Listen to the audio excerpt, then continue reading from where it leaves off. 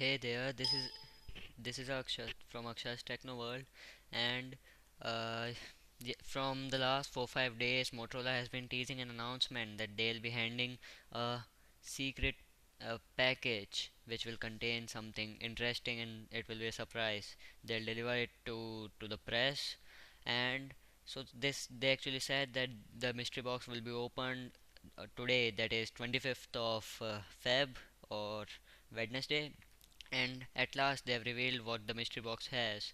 And as many guesses would already have been, this is now the Motorola Moto E2 is official. So this video is just some discussion on Motorola Moto E2 specifications, slightly pricing also would be included, and what things have been upgraded. So let's start. Firstly, it has 4G LTE support, as many rumors already had said. Secondly, it has a faster Qualcomm Snapdragon 410 processor, which is really an upgrade over the Snapdragon 200 seen in the first gen Moto E. And both the Moto E first gen and Moto E second gen look really similar, but the Moto E second gen looks a bit more classy. Also, the RAM is the same 1 GB of RAM, and like as the Motorola's tradition has been, they provide many back panels, but the default one being the black and the white, but several other there are 6 different color bands also available.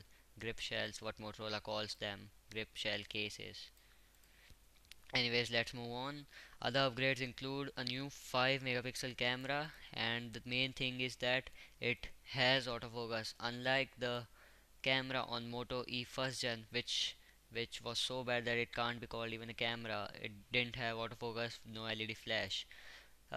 It's unfortunate that we don't see any LED flash on the second gen Motorola Moto E also, but it has autofocus which will help in taking macro shots.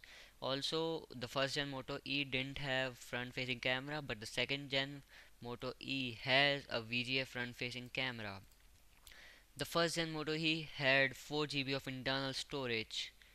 You can see 4 GB, but it has been upgraded to 8 GB of internal storage in the second gen, in the successor to the first gen Moto E. Also, it's obvious that it will have Android Lollipop, and it has Android Lollipop. There is no announcement that which Lollipop version specifically it will have, but most probably it will have maybe 5.0.2, because Motorola is releasing 5.0.2 Lollipop version only till now. Anyways, in the camera department, Motorola has also added its quick capture feature, which was found in the two Moto X first gen and second gen, which lets you launch the camera with just a twist of your wrist. You have to just twist your wrist, and the camera will take a quick snap. It's really very good. The first gen Moto E was really a good phone. It raised the sales of Motorola really much, and Motorola's second gen Moto E would be even better, I think, because it's selling it for $149. It's slightly higher price than the first gen Moto E, but the upgrades which it has given in that slightly higher price, it it is really much remarkable.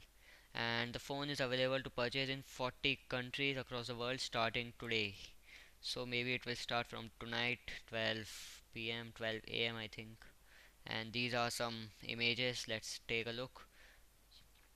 uh, you can see the front facing camera, lollipop, new wallpaper, front stereo speakers, and this Motorola logo, camera, microphone, and nothing special to be discussed about.